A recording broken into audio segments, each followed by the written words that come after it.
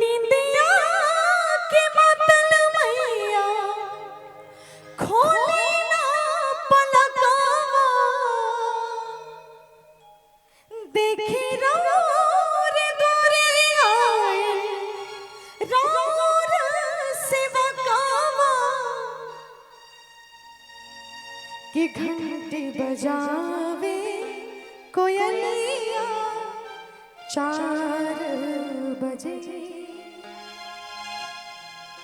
माई के जगावे कोयलिया 4 बजे। आप लोग आइए, आप लोग आइए।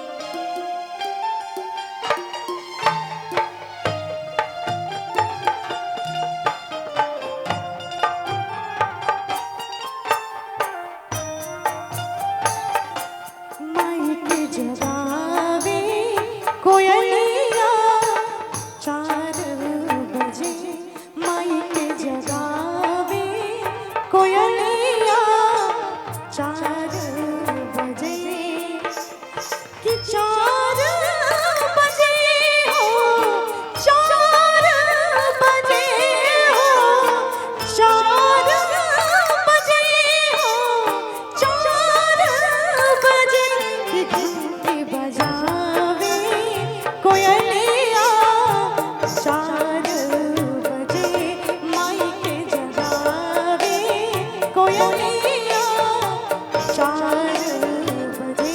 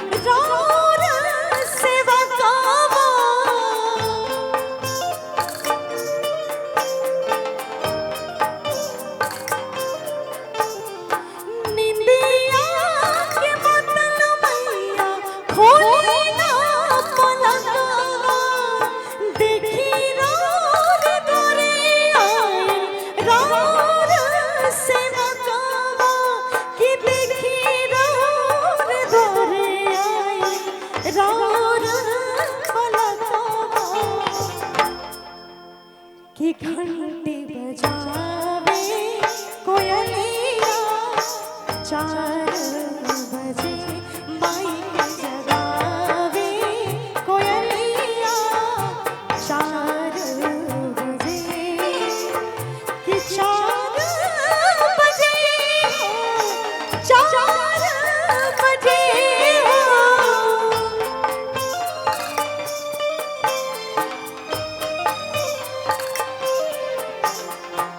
4 बजे हो 4 बजे माई के जगावे कोयलिया 4 बजे माई के जगावे कोयलिया